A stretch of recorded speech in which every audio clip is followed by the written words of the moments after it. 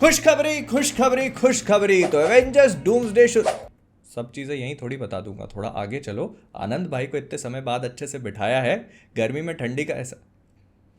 तो पहली खबर आती है डीसी की तरफ से, क्योंकि ग्रीन लैंटर्न को कंफर्म कर दिया गया है। बेसिकली अगर आप लोगों को याद हो तो हम लोगों ने कुछ दिनों पहले बात करी थी कि काइल चैंडलर, जिनको हैल जॉर्डन के रोल में कास्ट किया गया है, जो कि जॉश ब्रॉलिन ने पहले रिजेक्ट कर दिया था, वो थोड़े से एजेड होंगे और उनके साथ एक ग्रीन लैंटर्न और भी होगा इस शो में। तो उसका नाम हमको पता चल चुका है। तो बेसिकली एरन पियर, जो कि अभी रिसेंटली नेटफ्लिक्स की रिलीज हुई रेबेल रिज में हल्का बैटमैन का रोल प्ले किए थे, उनको कास्ट कर लिया गया है जॉन स्टीवर्ट ग्रीन लैंटर्न के रोल में। And I don't know what to say, but I definitely like this choice. बंदा थोड़ा सा है खतरनाक, मतलब देखोगे तो आपको लगेगा पंगा नहीं लेना चाहिए। और in case you guys don't know, तो लैंटर्न्स को इस तरीके से प्रोजेक्ट किया जा रहा है कि दोनों लैंटर्न्स मतलब ग्रीन लैंटर्न्स की केमिस्ट्री थोड़ी अलग टाइप की होगी। हैल जॉर्डन थोड़ा सा मिडिल एज या अधेड़ उम्र का भी होगा, जो कि ग्रीन लैंटर्न, जो जॉन स्टीवर्ट का ग्रीन लैंटर्न है, उसके मेंटोर का रोल प्ले करेगा, लेकिन बहुत ही रिलक्टेंट वे में। उसको मजे चाहिए थे जिंदगी में भाई को। फिर इसके बाद जोकर 2 मॉर्बियस से भी बड़ा ब्लंडर साबित हो रही है डब्ल्यूबी वालों के लिए। मतलब वो सोनी का था, ये डब्ल्यूबी का है। लेकिन इस टाइम तक मॉर्बियस ने जोकर 2 से ज्यादा पैसे कमा लिए थे। और ऐसा भी सुनने में आया कि टॉड फिलिप्स ये चाहते थे कि इस मूवी, मतलब जो पहली वाली जोकर थी, उसके एंड में जोकर ने जो ऐसे स्माइल बनाई थी, उसकी जगह वो अपने खुद के होठ काट लेता। स्पॉइलर अलर्ट, जैसे जोकर 2 में उसको मारने वाले ने काटे। लेकिन क्योंकि उस टाइम तक क्रिस्टोफर नोलन डब्ल्यूबी का ही पार्ट थे, तो उन्होंने कहा नहीं,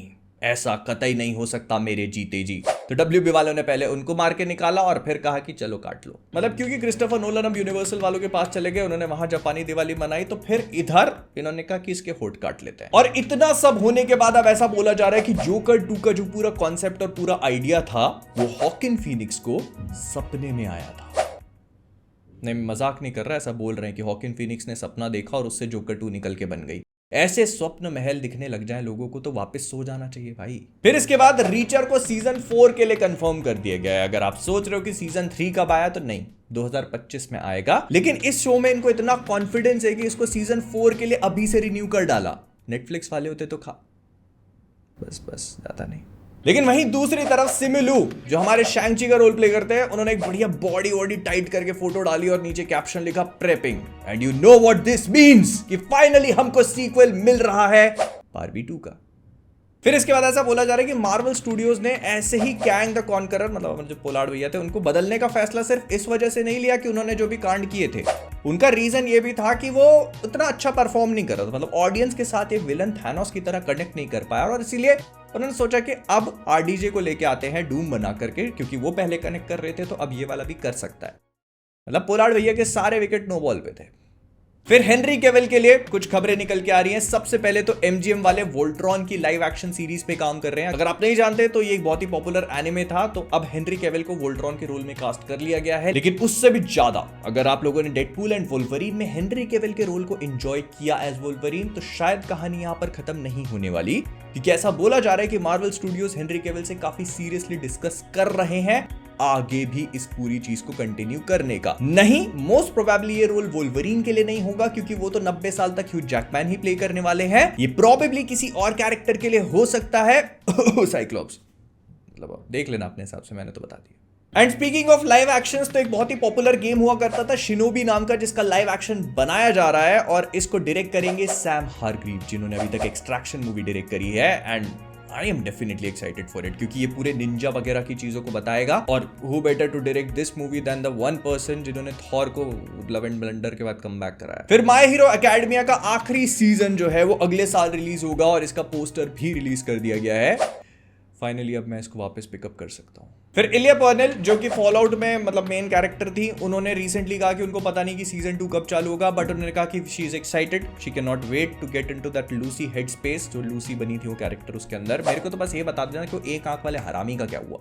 फिर वेनम 3 को लेकर कुछ डिटेल्स पता चली हैं। एक्चुअली स्पाइडरमैन 4 को लेकर भी, जो इंटरकनेक्टेड है, लेकिन उनके बारे में आगे बात करेंगे। तो वेनम 3 को लेकर ऐसा बोला जा रहा है कि इसके ट्रेलर में जो हम लोगों ने नल देखा था, वो बस उतना ही था। मतलब वो जितना भी काम करेगा पूरी पिक्चर में, वो अपने थ्रोन पे बैठकर ही करेगा, और मुश्किल से मुश्किल उसका रोल बस 5 मिनट से ज्यादा का नहीं होने वाला। कोई हैरानी की बात नहीं है, कोई हैरानी की बात नहीं है। इसके को क्रिएटर डैनी केट्स ने इसकी स्क्रिप्ट पढ़ने के बाद बोला था कि this is how you treat a king. Sony वालों ने कहा सही तो है, चूते को सिंहासन पे बैठे रहने दो। लेकिन जितना उड़ते कबूतरों की बात मानी जाए, जो कि कई बार सच भी हो जाती है, तो उस हिसाब से ऐसा बोला जा रहा है कि नल की कहानी यहां पर खत्म नहीं होने वाली, क्योंकि स्पाइडरमैन 4 में इसका काफी बड़ा रोल हो सकता है। इनफैक्ट स्पाइडरमैन 4 को लेकर भी हमें काफी सारी चीजें सुनने को मिल रही हैं, जैसे कि सबसे पहले इसकी फिल्मिंग मई 2025 के आसपास स्टार्ट होगी यूके में, कहीं पर पहुंच मत जाना, और इसको अक्टूबर तक रैप अप भी कर दिया जाएगा। लेकिन कहानी यहां पर खत्म नहीं हो जाती। ये भी बोला जा रहा है कि पीटर पार्कर जो है इसमें हमको कॉलेज में दिखाया जाएगा। ऑफ कोर्स MIT में तो जा नहीं सकता, वो तो उसने बलिदान दे दिया,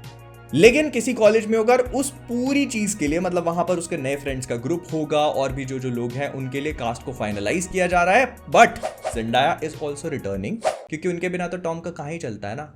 लेकिन इस मूवी में हमको ज़ेंडाया के अलावा एक और फीमेल लीड भी देखने को मिल सकती है, और वो कौन होगी, कैसे होगी, ये तो किसी को नहीं पता। मैं बस सजेशन दे सिडनी खांसी आ गई। और देखो ये तो हो गई सड़क छाप मतलब स्ट्रीट लेवल की बात, लेकिन ऐसा भी बोला जा रहा है कि टॉम हॉलैंड के स्पाइडरमैन की कहानी बस 10 मिनट तक शुरू होकर यहीं पे खत्म भी हो जाएगी, क्योंकि इसके बाद हमको पूरी कॉस्मिक स्टोरी देखने को मिलेगी, which is going to blow everyone away। इसमें कहा जा रहा है कि हमको मल्टीपल सिम्बियोट्स दिखाए जाएंगे, इंक्लूडिंग द पोलियो की 2 बूंद जो कि टॉम हार्डी का वेनम यहां पे गिरा के गया था, और उसके अलावा भी बहुत सारे, क्योंकि ये जो हमारा वेनम लेट देयर बी नहीं वेनम द लास्ट राइड जो आने वाली है, लास्ट डांस जो आने वाला है, और उसके साथ कनेक्ट हो जाएगी। और उसी वजह से ये लोग वो जो नल की पूरी कहानी थी उसको इस मूवी में अच्छी तरह से दिखाएंगे, because this is not the only spiderman that is going to appear, क्योंकि हमारे एंड्रू भाई और टोबी भाई भी अपीयर होंगे इसमें। स्पाइडरमैन नो वे होम को रिक्रिएट करने की कोशिश कर रहे हैं, just Sony things that they have always been doing. बस इसमें एंड्रू गारफील्ड के स्पाइडरमैन की तमन्नाएं पूरी हो जाएंगी, जो उन्होंने कहा था कि मुझे भी काले गू वाले एलियन से लड़ना है तो लड़ ले भाई। पिक्चर 2026 में रिलीज होगी, और इस बात को लेकर एंड्रू गारफील्ड एक बार फिर से माहौल टाइट करना शुरू कर चुके हैं। In case you guys don't know, तो उन्होंने रिसेंटली अभी एक इंटरव्यू दिया था जो काफी वायरल हुआ, और उसमें वही I am not the werewolf, और अपने खुद के गले को पकड़ने की कोशिश कर रहा है सामने वाला, मतलब वो बात बोल के और फिर उसका नहीं मैंने नहीं बोला, मैं तो हुई नहीं। तो मतलब तैयार हो जाओ, या तो सोनी वालों की तरफ से अगली अमेजिंग स्पाइडरमैन मूवी का अनाउंसमेंट कभी भी देखने को मिल सकता है, फिर हो सकता है भाई वेनम में ही अपीयर। ज्यादा हो गया मैं भाई यार, मैं ये बंद कर रहा हूं चुतिया पे। लेकिन हाँ, ये भी बोला जा रहा है कि टॉम हॉलैंड का स्पाइडरमैन इससे पहले एवेंजर्स डूम्सडे में अपीयर होगा। इनफैक्ट इस मूवी में उसका रोल काफी बड़ा होने वाला है, और सीक्रेट वॉर्स में काफी छोटा। That's what she said. आगे बढ़ते हैं। लेकिन वहीं दूसरी तरफ एवेंजर्स डूम्सडे का मामला भी अब गर्मा गर्मी पकड़ चुका है, क्योंकि मूवी 2026 में रिलीज होनी है, और इसमें एक्टर्स के स्केड्यूल भी अब थोड़े बहुत पता चल चुके हैं। मतलब फिल्मिंग पूरे 5 महीने चलेगी, जिसमें से 3 महीने तो RDJ ही फिल्म करेंगे, और उनके साथ दूसरे एक्टर्स आते जाते रहेंगे। मतलब 1-2 हफ्ते के लिए कोई आएगा, फिर उसके बाद 1-2 हफ्ते के लिए कोई और आएगा। बाकी एक्टर्स का मैक्सिमम टाइम 2-3 हफ्ते से ज्यादा का नहीं है, वहीं RDJ का 3 महीने तक है, विच एक्सप्लेन्स कि इस मूवी में बंदे का रोल कितना बेहतरीन और कितना बड़ा होने वाला है। और बड़े से मुझे याद आया कि मूवी में वांडा से रिलेटेड चीजें भी पता चल चुकी हैं। सबसे पहले तो ये बोला जा रहा है कि ये डूम और मिस्टर फैंटास्टिक की केमिस्ट्री वैसी नहीं होने वाली जो हम कॉमिक बुक्स और बाकी फैंटास्टिक 4 मूवीज में देखते हुए आ रहे हैं। ये रीड रिचर्ड्स बेसिकली इस वाले डूम को उस तरह से जानेगा जैसे कि इन्फिनिटी वॉर में आयरन मैन थानोस को जानता था। मतलब कुछ बड़ा आने वाला है और बस उसी के लिए वो इम्पेंडिंग डूम का वेट कर रहा है। तो कोई मुझे बस इतना बता दो कि ये बीवी चोर का खेल कैसे खेला जाएगा। खैर बता भी दिया गया है, जो थोड़ी बहुत हिंट्स मिली है उससे ये समझ में आ रहा है कि एक्चुअली जो RDJ के ठरकपन का कांटा है वो रीड रिचर्ड्स की घरवाली पे नहीं गिरेगा, बल्कि वांडा पे गिरने वाला है। दोनों के बीच में लव अफेयर को भी एक्सप्लोर किया जाएगा, और वांडा का काफी मेजर रोल भी होगा RDJ के साथ में। How to get Wanda's right for personal use, ताकि डूम्सडे में RDJ उसका इस्तेमाल ना कर सके। हो ही नहीं सकता। आज से मेरे दुश्मनों की लिस्ट में एक नाम और भी जोड़ दिया जाए। रीड रिचर्ड्स का तो था ही, आज से हमारा भी हो चुका है दुश्मन।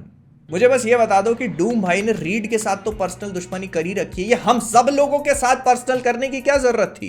खैर भाड़ में जाए डूम, नहीं मतलब वो तो जाना नहीं चाहिए रोजी रोटी का सब, लेकिन मेरे हिसाब से सब कुछ बढ़िया चल रहा है अगर वांडा उनके साथ नहीं जाती तो।